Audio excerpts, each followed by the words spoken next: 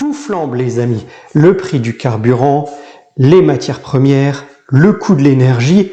Bon, je vous dis pas qu'on va aller brûler des palettes et manger ensemble une merguez, mais dans cette vidéo, on va tout de même parler de gros sous.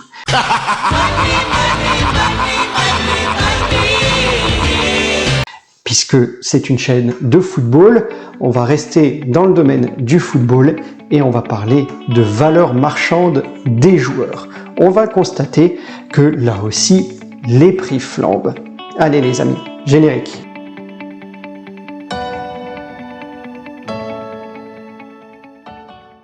Bonjour les amis et bienvenue dans cette nouvelle vidéo sur les joueurs les plus chers de notre planète.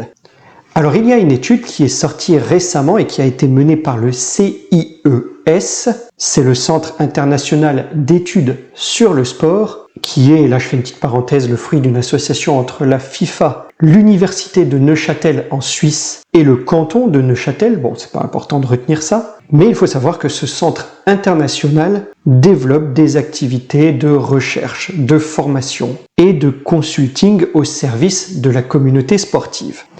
Et donc, ce CIES a mené une étude qui est sortie récemment, début janvier, sur la valeur marchande de nos footballeurs. Et qui est, selon vous, le footballeur le plus cher valorisé aujourd'hui au niveau mondial? Je vous laisse quelques petites secondes. A few moments later. Ah, vous avez tous dit Mbappé. Eh ben non, ce n'est pas Mbappé, ni même Messi ou encore moins Haaland.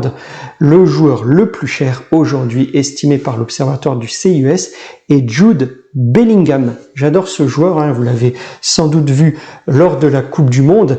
Il a ébloui l'équipe d'Angleterre, si vous avez suivi ses prestations. C'est un très jeune joueur, mais très bon techniquement. Eh bien c'est lui, le joueur le plus cher du monde. Il est évalué à une valeur de 208,2 millions d'euros. Et malgré l'élimination de l'Angleterre en quart de finale contre l'équipe de France, eh bien il a réalisé un mondial très satisfaisant, solide, et il est déjà sur les tablettes des plus grands clubs européens. Pour l'instant, il est sous contrat avec le Borussia Dortmund, qui est déjà un grand club, mais il n'a que 19 ans. Et si vous aviez dit, quand je vous ai posé la question Mbappé ou Haaland, ou même Messi, eh ben sachez qu'aucun des trois n'est deuxième dans ce classement. Le deuxième est encore un Anglais, il s'agit de Phil Foden, et pareil, j'adore ce joueur à Manchester City. Je trouve que l'équipe de Manchester City n'est pas la même sans lui, comme quand je parlais de De Bruyne, c'est un peu pareil pour moi. C'est deux très bons joueurs, et pareil, il apporte beaucoup à l'équipe d'Angleterre. Eh bien lui, le prix de l'attaquant de Manchester City est fixé à 200,5 millions d'euros. Et ça y est, donc nous arrivons à vos favoris. Kylian Mbappé est bien troisième avec une valeur marchande de 190,7 millions, et il est suivi de près par le Brésilien Vinicius Junior, 190,5 millions. Et pour compléter le top 5, eh ben évidemment on retrouve le cyborg norvégien, la terreur de l'attaque de City, Erling Haaland, qui est évalué à un peu plus de 174 millions d'euros.